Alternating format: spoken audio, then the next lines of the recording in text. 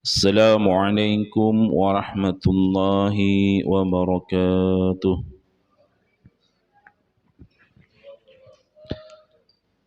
Innal hamdalillah wa syukru lillah nahmadullah azza wa jalla alladzi a'tana ni'aman katsiran wa huwa Allah wahdahul khaliq hadzal alam alladzi anzala al-Qur'ana kitaban mubina wa arsala Muhammadan nabiyya wa rasula.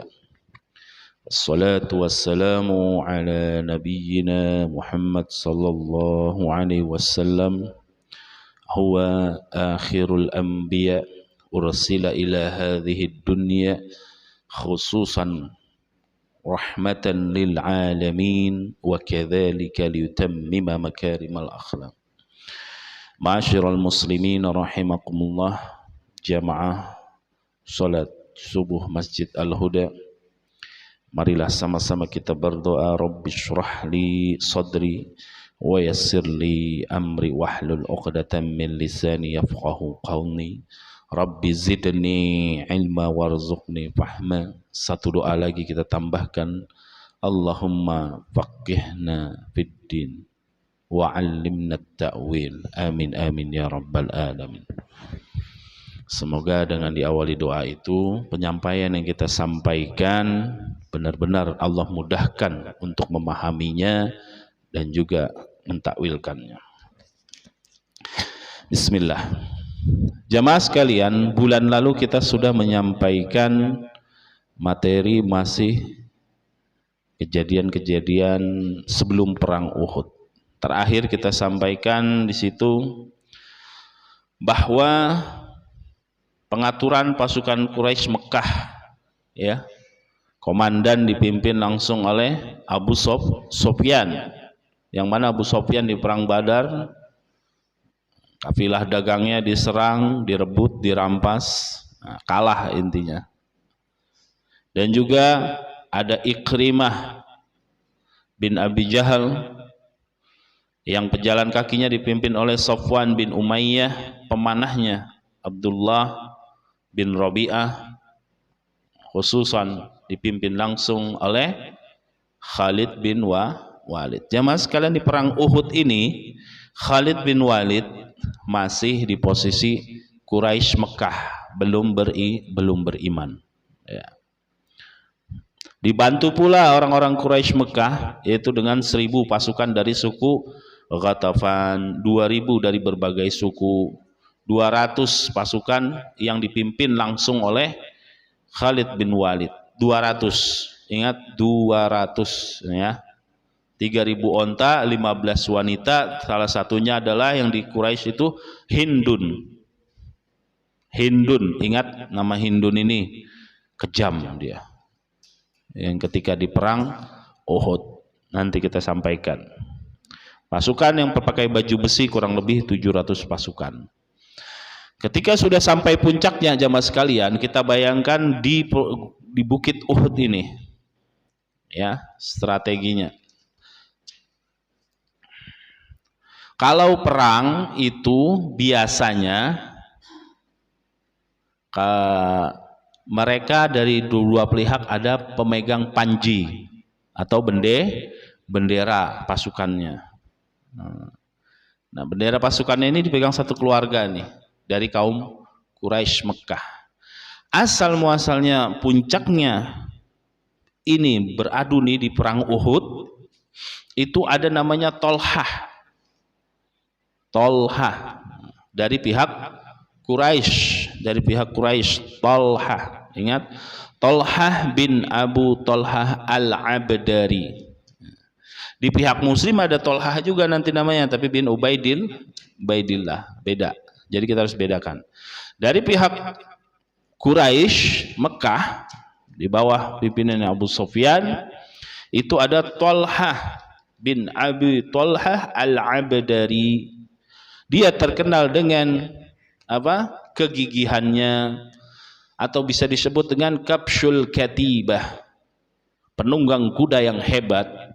Dia datang dari pasukannya itu sudah di depan, maju ke depan dan menantang para kaum muslimin. karena dia sunnah.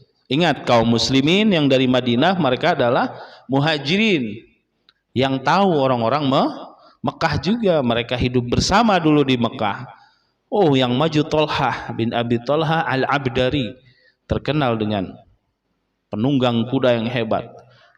Nah, kayak film-film ya, dua ini dia berlari-lari lewat bersama kudanya itu sambil menantang, siapa yang berani maju, siapa yang berani maju untuk duel 1 lawan 1 dengan saya. Jadi belum dimulai nih perang Uhudnya, masih 1 orang yang terkenal yaitu Tolhah bin Abi Tolhah Al-Abdari. Nggak ada yang berani.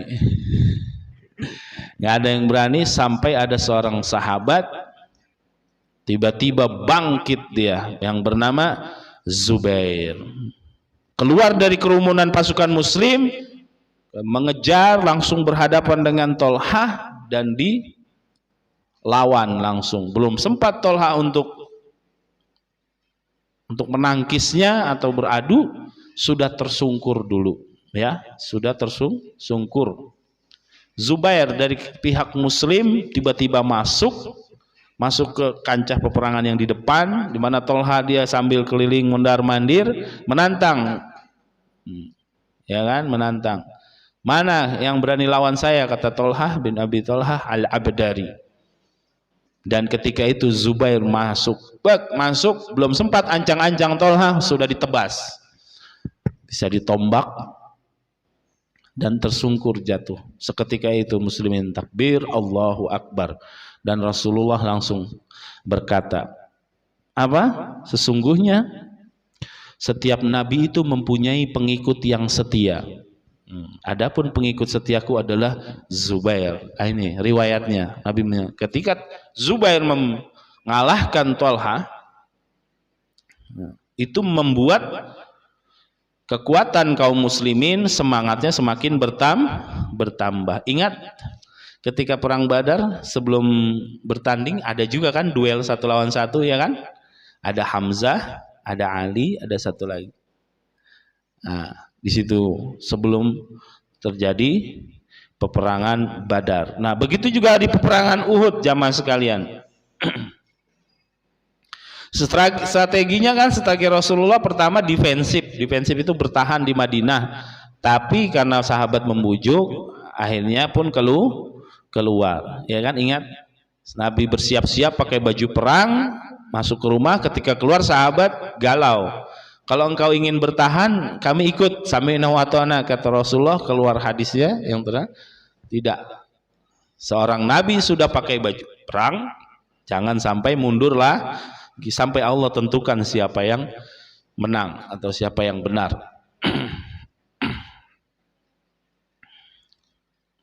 Jamaah sekalian, di perang Uhud ini kaum muslimin 1000 pasukan, ya kan, 1000 pasukan.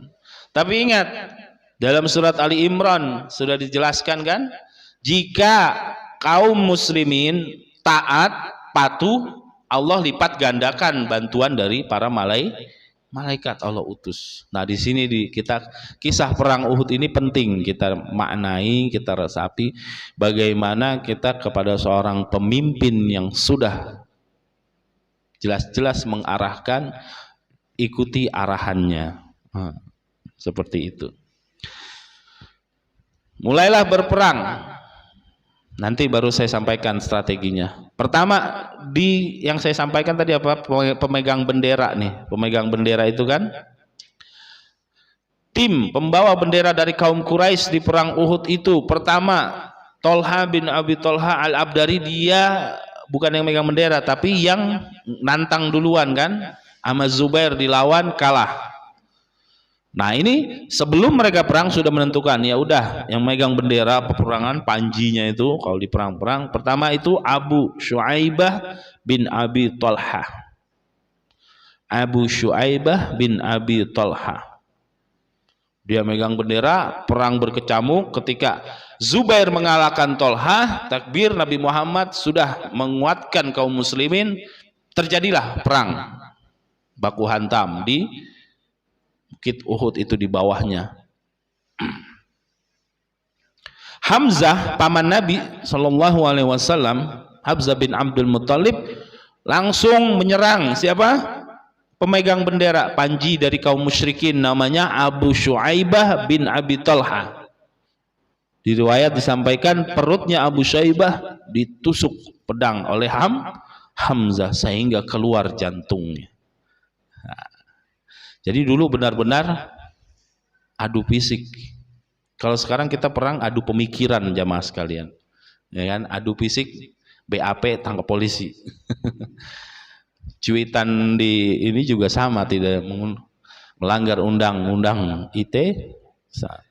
Nah, zaman dulu adu fisik, ya, adu fisik. Jadi jamaah sekalian atau kaum muslimin, anak-anak sekolah, sudahlah jangan tawuran, ya, jangan tawuran. Kalau mau tawuran nanti benar-benar kalau sudah terjadi perang antara yang hak dan batil. Ini kadang sama-sama muslim cuman adu gengsi, adu kuat. Ya kan? Itu pun masih minta bantuan jin. Bahasa kita dulu tekbal ya. Dicolek kebal, gitu kan? Nah, dicolek sama ini padahal nggak kebal, itu kan ada jinnya.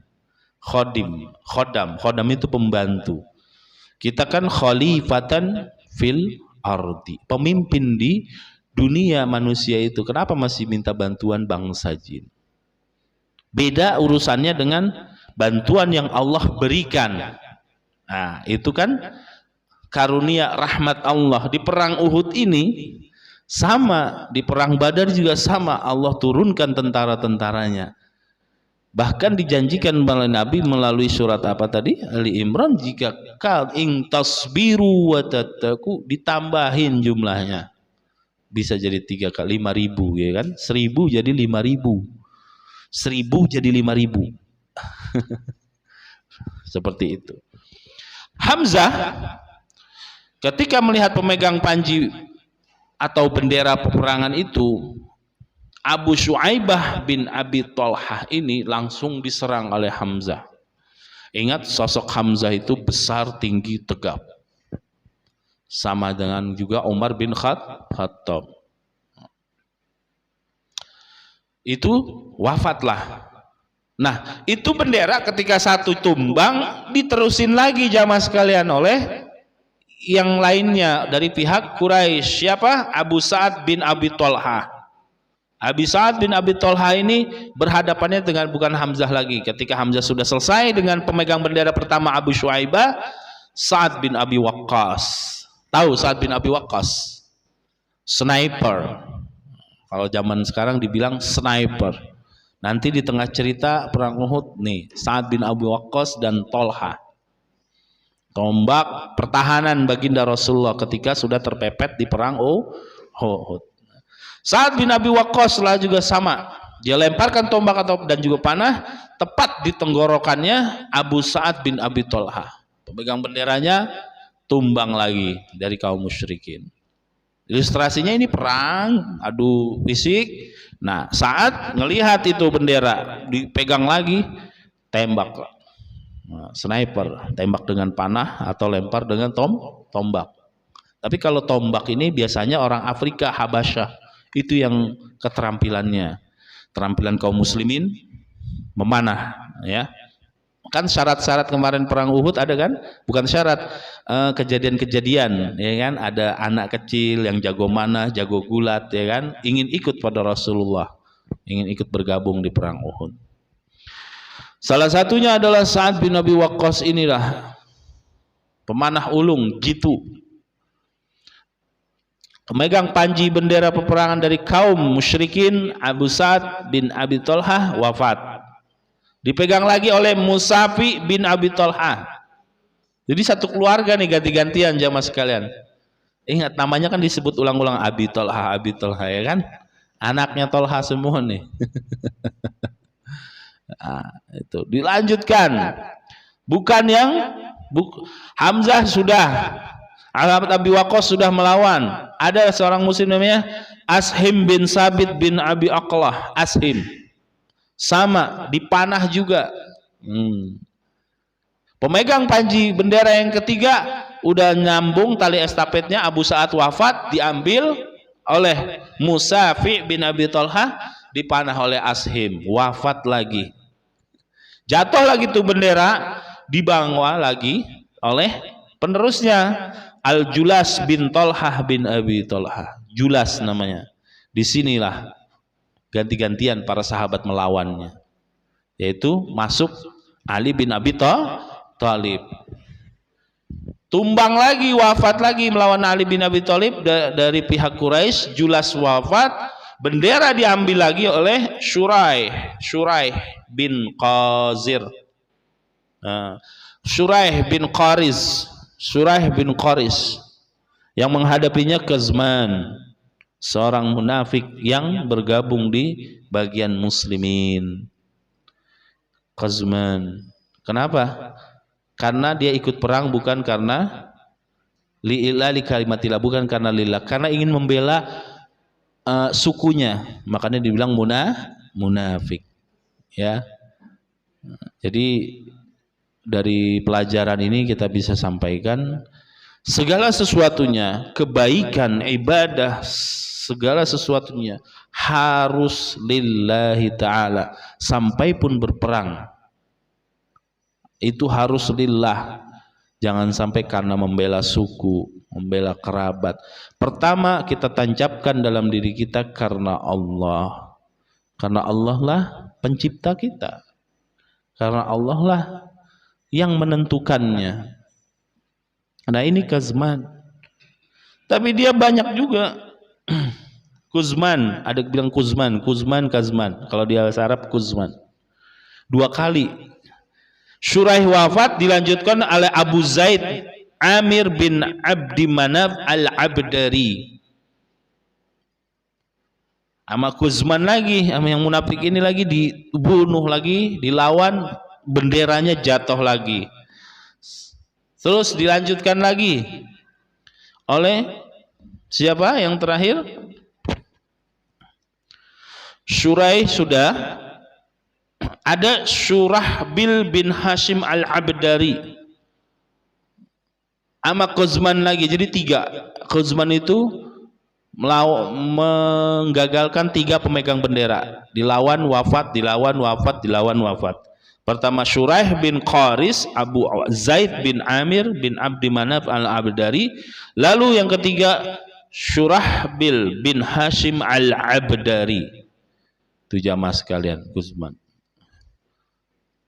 Karena faktor membela kesukuan bisa gitu juga, tapi harus kita perbaiki karena niat lillahi ta'ala. Yang terakhir, bendera jatuh ke tanah tergeletak. Ada seorang budak yang ikut perang dari pihak musyrikin dari Quraisy Mekah, namanya Su'ab. Itu terakhir dia pegang bendera, seorang budak. Terakhir dilawan, wafat juga. Akhirnya bendera panji peperangan di peperangan Uhud itu dari pihak siapa?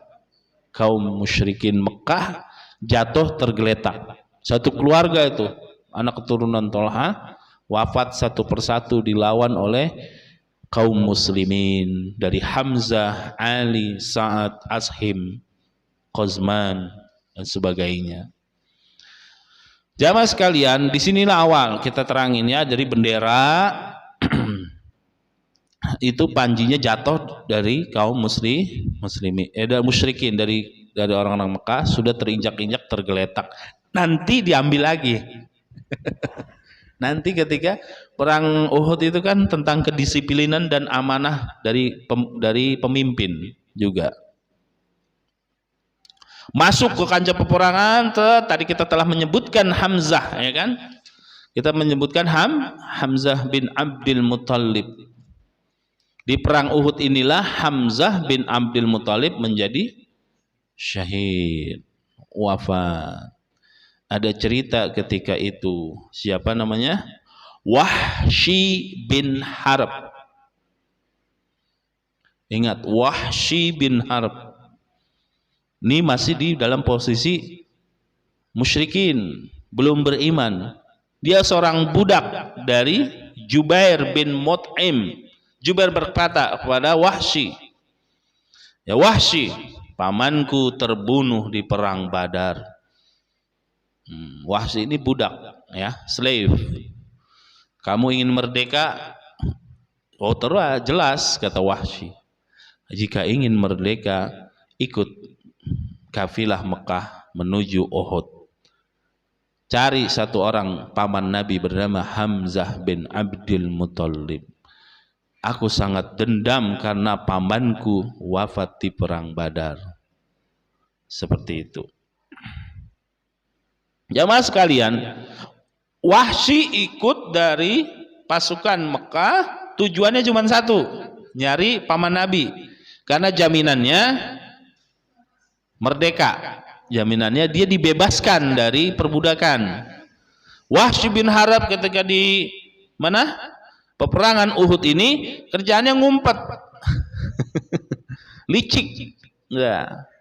Nyari mana nih Hamzah, mana dicari. Nah, ketika dia berlindung di balik batu atau pohon, mau mendekatinya, itu udah siap nih tombaknya. Ingat Wahsy ini dari mana?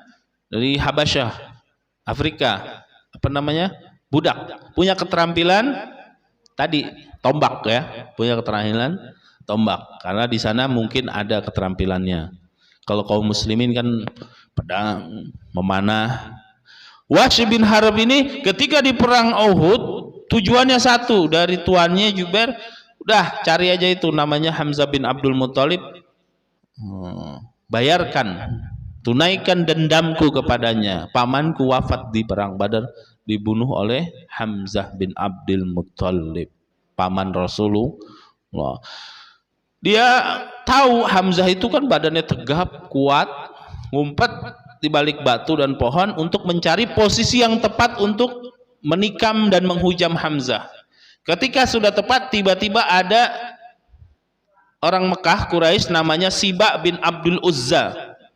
Ketika Wahsy sudah siap, Siba bin Abdul Uzza tiba-tiba menyerang Hamzah. Nggak seimbang ketika itu. Siba ngata-ngatain Hamzah, sini katanya. Ya disamperin, langsung ditebas pakai pedang oleh Hamzah. Siba dari kaum musyrikin Mekah wafat. Ketika itu ada celah, langsunglah Wahsy bin Harb ini melentarkan tombak tepat mengenai perutnya. Ilustrasinya tombaknya itu mengenai perutnya, tapi miring, tembus sampai ke paha dekat selangkangan. Nah ini di buku dijelaskan sampai sebegitu detailnya. Nah, jadi di perut tombaknya. Ketika sudah sempoyongan, ada riwayat menyampaikan Hamzah masih terus, udah jatuh baru dicabut. Nah, sudah yakin Hamzah wafat, Wahsy lanjut perang tidak? Kagak, ngumpet. Mundur pelan-pelan, ya. Mundur pelan-pelan, ngumpet, tugas saya selesai. Singkat cerita, selesai perang Uhud itu dia dimerdekakan. Nah, Wahsy dimerdekakan. Singkat cerita lagi, sudah Nabi Muhammad ke Mekah, dia masuk Islam. Sampai ada riwayat menyampaikan, tolong Wahsy jangan nampak terlalu dekat dengan aku. Kenapa? Manusiawi, Nabi pun. Karena dia tahu yang membunuhnya Wahsy bin Harb. Ini karena kesaksiannya, dia bersaksi. Penuturan langsung disampaikan oleh pembunuh Hamzah, Wahsy bin Harb. Jadi dia cerita, akulah yang membunuhnya. Dan dari masih ada saudaranya Jubair yang tuannya Wahsy ini namanya Hindun. Ketika Hamzah bin Abdul Muthalib wafat, dicari, dibelek perutnya. Riwayat menyampaikan diambil jantungnya, dikunyah, digigit, ya mentah. Nah, itu cuma menunjukkan kekejaman dan saking dendamnya mereka ketika perang Badar kalah. Karena kan yang maju duel 1 lawan 1 pertama Hamzah, Ali dan satu seorang sahabat, ya kan? Ya udah sampai ke sana, walaupun dulu nggak ada medsos tapi viral, gitu kan? Jadi udah itu Ambil digigit. Nah itu kalau di pelajaran SMP itu biasanya dikasih tahu tuh Hindun yang makan tuh kan, tapi tidak dimakan. Di dalam riwayat itu ya mentah, nggak dimakan, cuman ingin melampiaskan dendamnya tersebut. Seperti itu jamaah sekalian. Jamaah sekalian, di sini pertama kita sampaikan tentang bagaimana wafatnya Hamzah di perang Uhud. Jadi menjadi syuhada Hamzah. Lanjut, ketika terbunuhnya Hamzah bin Abdul Muthalib, Wahsy bin Harib budaknya Zubair bin Mut'im membunuhnya dengan tombak. Dan Hindun membelahnya, mengambil jantung Hamzah, memakannya tapi tidak bisa dan dikembalikan. Itu intinya. Prosesnya singkatnya seperti itu. Di dalam peperangan Wahsy memantau, lihat udah tepat, lempar tombaknya, wafat. Sekarang kita berbicara di pasukan muslimin. Di awal sudah jelas strateginya, ya kan? Strateginya apa? Harus naik puncak bukit Uhud. Rasulullah mengamanahkan kepada Abdullah bin Zubair sebagai pemimpin pasukan pemanah di bukit Uhud. Bukit Uhud, kanan, kiri, belakang, depan. Kalau ada yang nyerang, lempar panahnya. Ingat di film-film, kalau serentak itu kan banyak panahnya kan, jadi pas mau masuk ke pertahanan nggak bisa. Kenapa di atas bukit Uhud semakin tinggi kan jangkauannya terlihat mana yang mau menyerang dari belakang, kanan, kiri. Karena jumlah mereka pasukannya lebih banyak. Bayangin dari berbagai suku digabungin di Mekah untuk menyerang Madinah, kota Rasulullah SAW. Tapi kaum muslimin dikuatkan oleh para sahabat Nabi. Ya, dari kaum muslimin ada Abu Bakar yang ikut berperang. Abu Bakar As-Siddiq, Umar bin Khattab, Ali bin Abi Thalib, Zubair bin Awam, Mus'ab bin Umar, Talhah bin Ubaidillah. Nih, pasangannya Sa'ad bin Abi Waqqas. Talhah bin Ubaidillah yang suka manah juga ya. Abdullah bin Jahsh, Sa'ad bin Mu'az, Sa'ad bin Ubadah, Sa'ad bin Ar-Rabi, Anas bin Nadhr, Sa'ad bin Abi Waqqas. Nama-nama ini saya sebutkan karena ada yang nanti memotivasi. Sekelas Umar bin Khattab aja nanti duduk. Duduk di perang Uhud itu udah istilahnya hilang kendali, nyerah lah bahasa kita. Nah, ini nama-nama ini harus kita ingat. Salah satunya ada Anas bin Nadhr. Kalau Abu Bakar, Umar, yang lain udah ingat. Ada nama Talha, Sa'ad bin Mu'az, ada nama Anas bin Nadhr. Ini yang menguatkan pasukan muslimin, salah satunya di perang Uhud. Strategi perangnya sudah saya sampaikan. Kaum muslimin dari pihak pasukan pemanah diamanahkan Rasulullah naik ke bukit Uhud. Di situ ada Abdullah bin Zubair. Abdullah bin Zubair memimpin pasukan pemanah di sana. Tapi ingat, ada 200 pasukan kuda dipimpin oleh Khalid bin Walid. Nih, dia belum nyerang. 200 masih yang lain. Terjadilah mereka mengikuti apa instruksi Rasulullah. Apa instruksinya? Ya Abdullah bin Zubair dan para sahabatku, kalian aku tugaskan di bukit Uhud. Jangan turun dalam keadaan apapun. Jangan turun bukit itu dalam keadaan apapun. Sampai kalian dengar aku pun wafat, meninggal, jangan turun sebelum diperintahkan. Qadarullah, di babak pertama kaum muslimin menang. Bukan menang ya, di ambang batas kejayaan gitulah. Kenapa? Pasukan pemanah dia siap siaga. Lihat, ada pasukan ingin masuk dari sebelah kiri, ditembak pakai panah. Nah, di sini peran para pemanah saat pertempuran. Ada seorang musyrikin Mekah namanya Abu Amir. Abu Amir ini melancarkan serangan sampai 3 kali dari pasukan muslimin, dari sayap kanan sayap kiri, tapi tidak berhasil. Kenapa?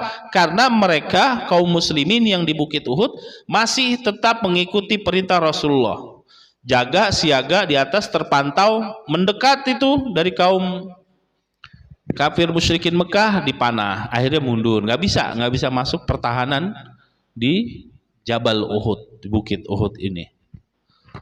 Sampai apa?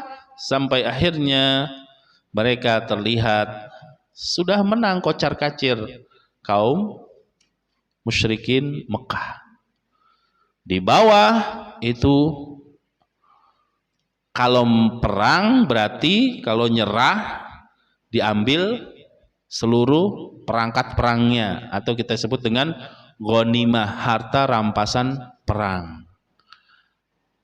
Dari bukit kelihatan itu.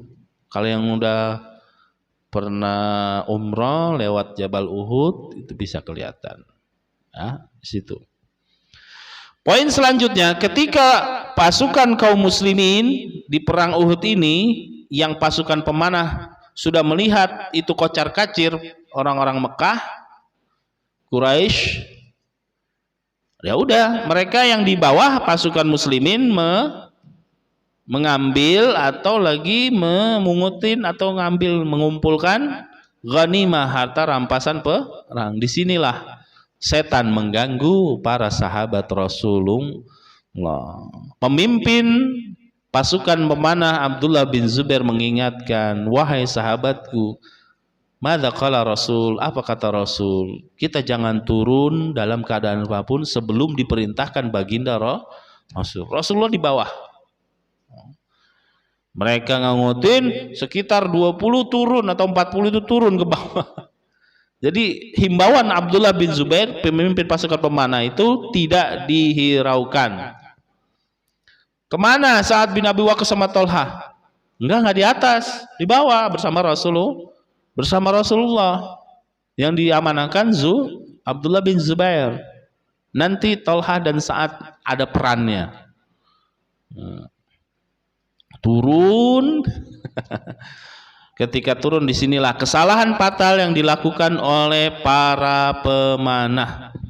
Ketika pasukan muslimin sudah hampir meraih kemenangan dari pasukan Quraisy, nah, mereka turun ke bawah pasukan pemanah untuk ikut menikmati ghanimah, mengumpulkan harta rampasan perang. Ketika sekitar 20-an turun, Zubair, jangan, kata Zubair, Abdullah bin Zubair, tapi mereka tetap turun, tidak dihiraukan lagi.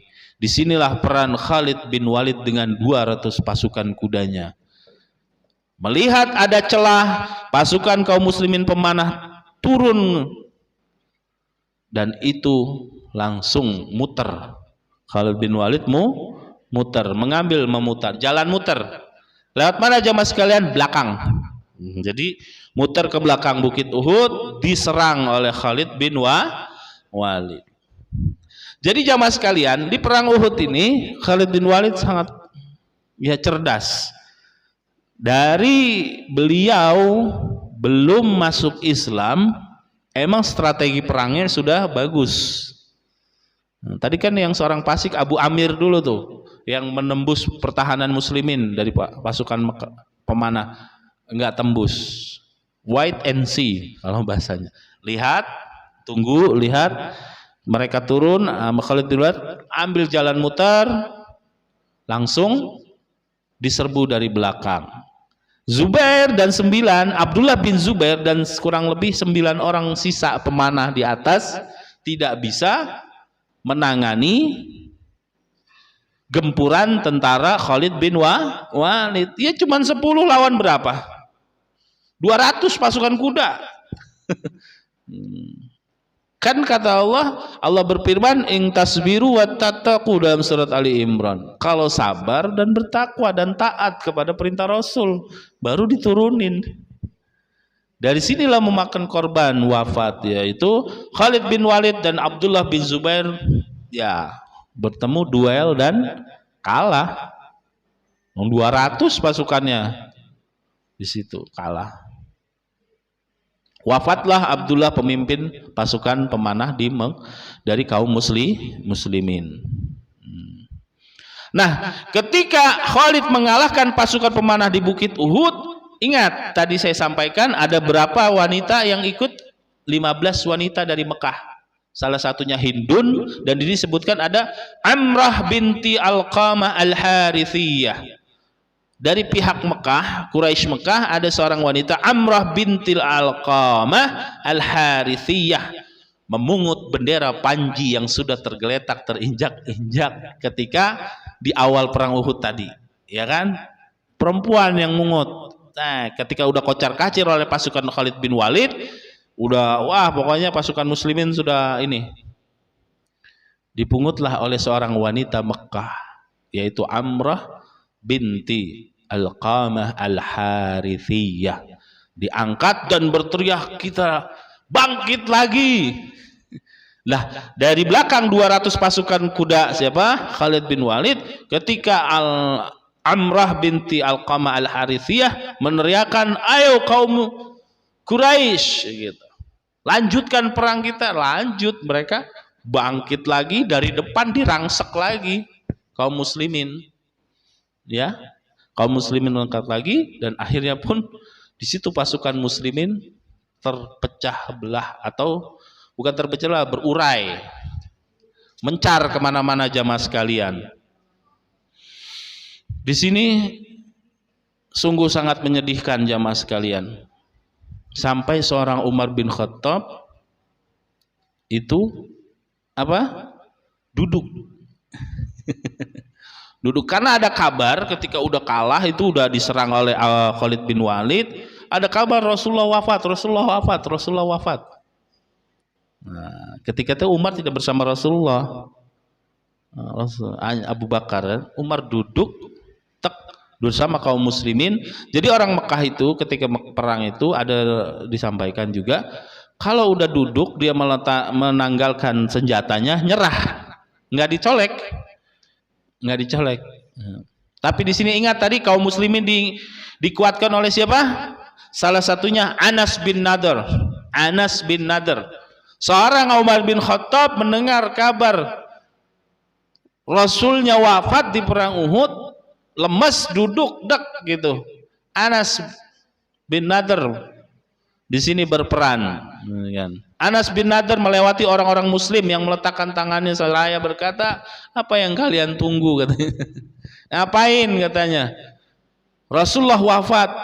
Lah, kalau terus kalian memang meyakini Rasulullah wafat, mari kita wafat bersama di jalan Allah, katanya. Ayo bangkit, katanya.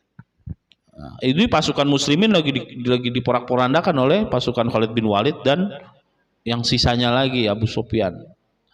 Lewat lagi Anas menuju Uhud, kan udah pada bubar. Ada yang lari ke Madinah, ada yang sampai lari nggak balik lagi.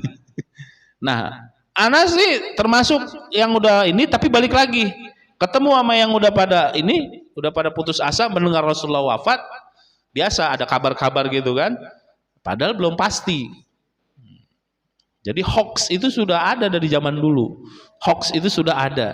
Ketika perang Uhud ada hoax wafat, Rasulullah wafat. Sekelas Umar bin Khattab yang begitu gagahnya, 1 lawan 5, dia bisa berkelahi dari pagi sampai sore di Ka'bah menantang para musyrikin dulu kan, yang ketika dakwah jiharon, ya kan, dakwah secara terang-terangan, mendengar Rasulullah wafat langsung lemes.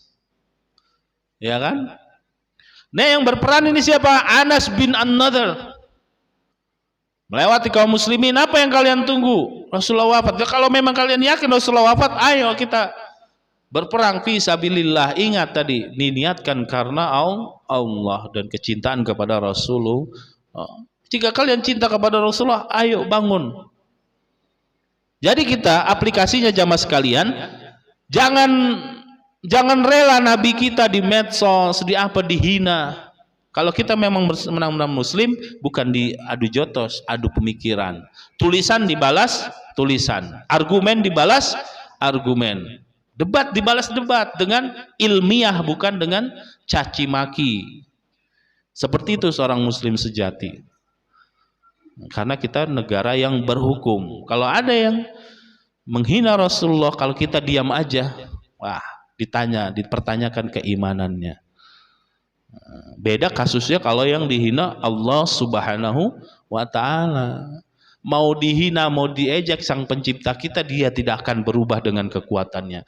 Tapi kalau Rasulullah kekasih Allah, cahayanya yang diciptakan pertama sebelum nabi-nabi Adam, kalau dihina kita harus terketuk. Paling tidak kalau ada status, balas status lagi. Di Facebook ada tulisan, kita balas dengan tulisan Rasulullah beginilah, Rasulullah begini.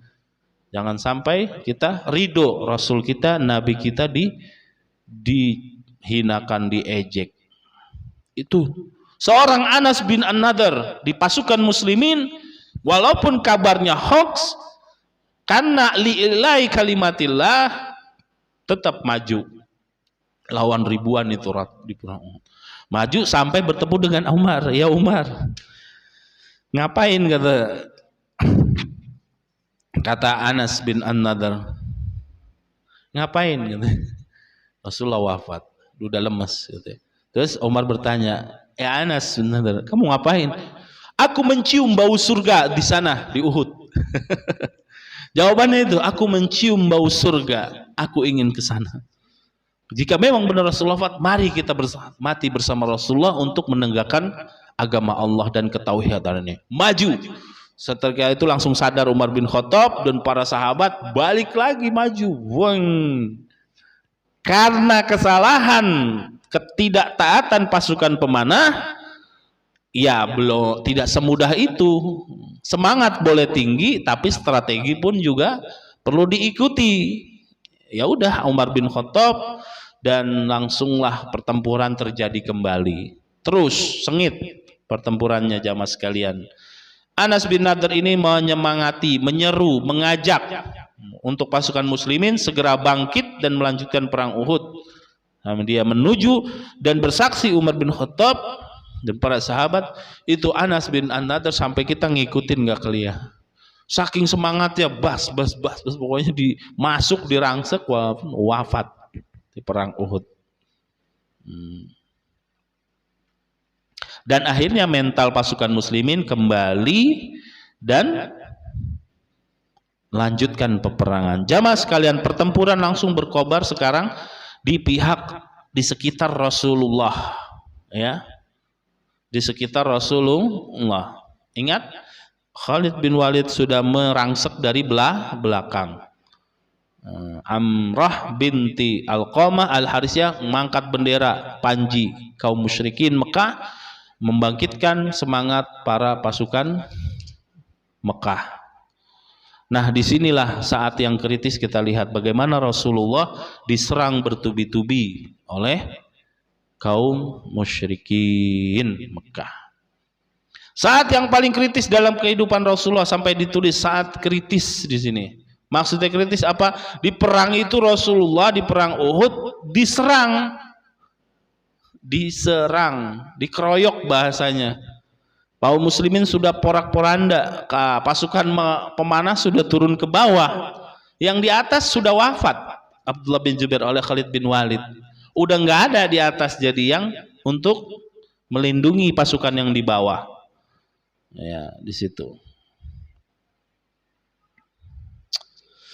Jamaah sekalian, kita bisa dilihat di sini bagaimana Thalhah bin Ubaidillah dan Sa'ad bin Abi Waqqas mendampingi Rasulullah. Nah, tadi kan dua sniper ini kan saya sebutkan, kenapa nggak di atas? Mereka mendampingi Rasulullah. Di sini Thalhah dan Sa'ad bin Abi Waqqas. Sampai ada satu cerita, itu pasukan Quraisy menyerang banyak, sama Khalid bin Walid juga. Kata Rasulullah, ambil peluru maksudnya panahnya itu, Sa'ad, irmi ya Sa'ad, irmi itu apa? Shoot kalau bahasa Inggrisnya, tembakan. Lepaskan panah itu, bidik. Jadi Sa'ad bin Abi Waqqas dan Thalhah ini mengikuti perintah Rasulullah, irmi. Nah, itu ada orang, tembak pakai panah, mundur. Jadi kena terus.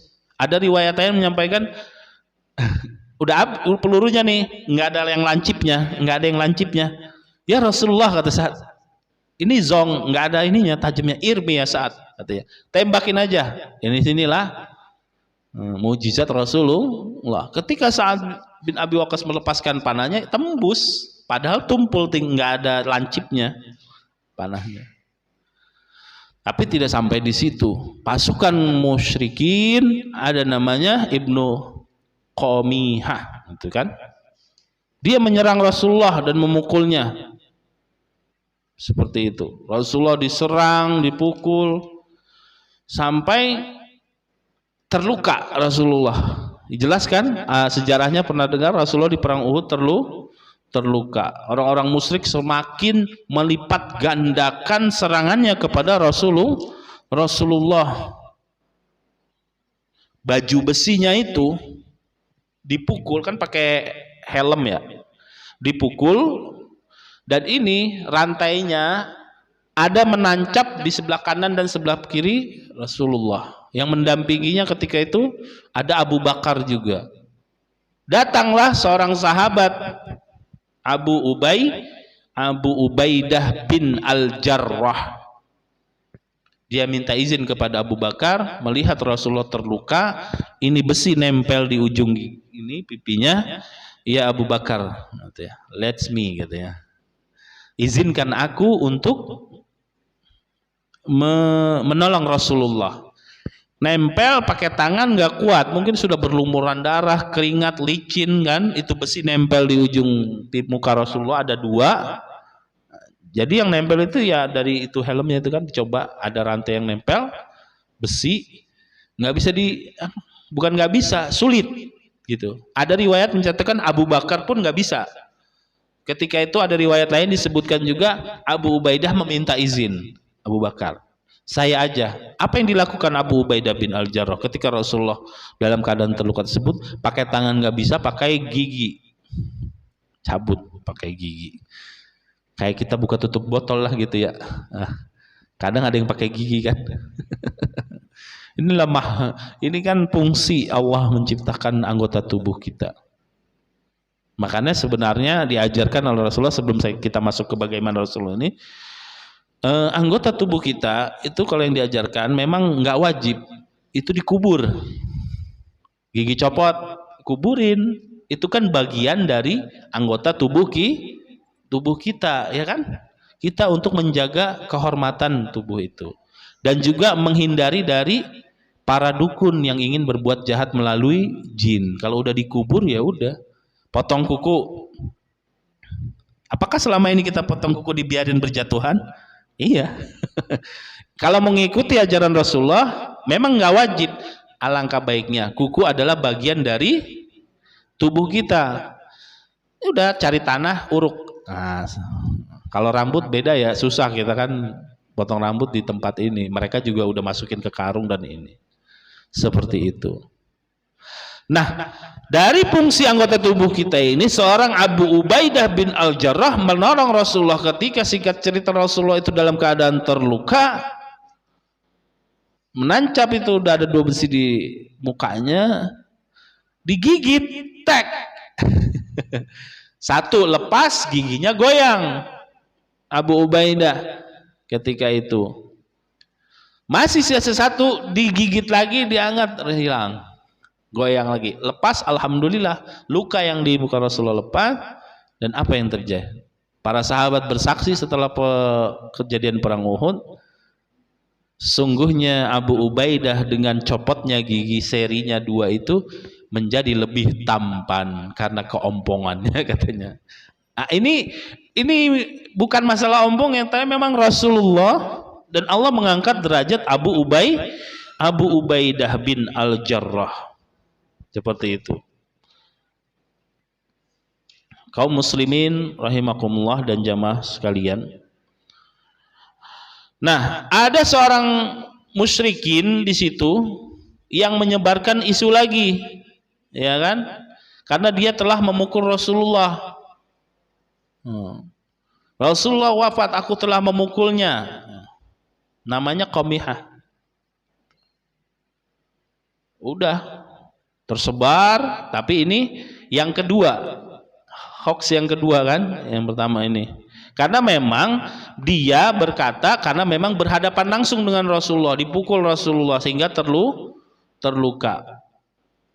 Tapi tidak memang Rasulullah tidak sampai wafat di situ. Jamaah sekalian, di perang Uhud ini akhirnya pun Rasulullah dilindungi oleh para sahabatnya. Ada Abu Bakar, ada Sa'ad, ada Tolha, terus melindungi, melempari panah dan dilawan. Abu Ubaidah juga melawan. Ceritanya panjang sekali. Kita udah 3 pertemuan kan, belum selesai perang Uhud. Makanya kita singkat-singkat langsung kepada intinya yang terakhir ini untuk mengambil hikmahnya juga di perang Uhud ini. Singkat cerita itu sudah Rasulullah aman sebenarnya walaupun dalam keadaan terluka. Abu Sufyan nyamperin. Ada yang namanya Rasulullah Muhammad, kata Rasulullah jangan dijawab. Diem aja. Nggak ada dia. Ada yang namanya Abu Bakar, jangan dijawab. Ada yang namanya Umar, jangan dijawab kata Rasulullah. Ketika itu Abu Sufyan, dia cukuplah jika mereka sudah tidak ada, udah selesai ini orang-orang Islam. Tapi Umar orangnya tegas, ada katanya. Katanya ini Anda di bukit ya, agak jauh gitulah. Tapi Rasulullah dilindungi oleh para sahabat. Ada, Rasulullah masih hidup, kata siapa? Abu Sufyan bilang, aku lebih percaya dengan perkataan engkau Umar daripada pihakku, Qomihah tadi yang melukai Rasulullah dan menyebarkan kabar dia telah membunuh Rasulullah. Kalau gitu ntar kita ketemu tahun depan di Badar. Jadi janjian perang lagi nanti. Perang lagi. Tapi posisinya memang porak-poranda kaum muslimin. Di sini sedih sekali kalau kita ceritakannya. Para syuhada itu bahasanya sampai kata Abu Sufyan, ada kaum muslimin pasukanku yang membunuh orang-orang Madinah atau kaum muslimin dengan dimutilasi. Jadi para syuhada itu dipotongin. Ada disampaikan Hamzah itu dipotong hidungnya. Yang tadi saya sampaikan hatinya, jantung dan hati diambil, digigit sama Hindun. Jadi kekejaman dulu tuh sudah ada. Watilkal ayyamu nudawiluha bainan nas. Cuman orang sekarang mentalnya tidak sehebat orang dulu. Kalau dulu kan emang lagi perang. Ini orang kagak salah lagi tidur dibunuh, dimutilasi. Ya kan? Ini kesaksian. Abu Sufyan bilang, wahai Umar, Abu Bakar, pasukan Mekah sudah mengalahkan kalian. Pihak kalian yang wafat ada yang dimutilasi dan ada yang langsung dibunuh. Itu tidak aku perintahkan dan tidak aku larang. Jatuhnya begitu. Jadi Abu Sufyan menyampaikan tidak aku perintahkan, tapi nggak dilarang. Yang penting menang pokoknya lawan. Mereka kenapa seperti itu? Karena saking dendamnya keluarga mereka wafat di perang Badar. Bawa begitu banyak barang dagangannya hilang habis, keluarga mereka pun banyak terbunuh. Disitulah kenapa mereka sangat kejamnya kepada kaum muslimin. Sudah mati sampai yang tenar, yang terkenal Hamzah pun diambil tuh jantung atau hatinya, digigit. Kejam sekali kan, sedih saya. Kalau baca juga sambil sedih gitu. Rasulullah bagaimana begitu sedihnya. Yang membunuhnya itu masuk Islam juga, alhamdulillah, Wahsy. Tapi Rasulullah sampai coba jangan terlihat dari pandanganku, bukan membencinya tapi naluri manusianya, pamanku yang membelaku terbunuh olehnya ketika dia masih kafir. Bagaimana enggak? Hamzah itu masuk Islamnya bagaimana kalau kita ingat? Kalau bisa dibilang kan spontan, ya kan? Ketika Abu Thalib dan Khadijah wafat, itu Abu Lahab, Abu Jahal menganiaya Rasulullah, ya kan? Terus orang Arab menyampaikan, Hamzah, keponakanmu tuh dilukai, diejek-ejek, dipukul oleh itu Abu Lahab, Abu Jahal. Seketika itu Hamzah masih dalam keadaan kafir, belum beriman, bawa panahnya, disamperin tuh Abu Jahal, digetok palanya. Tok. Ngapain kamu ngituin ponakanku? Masih faktor keturunan dan kesukuan dan keluarga family.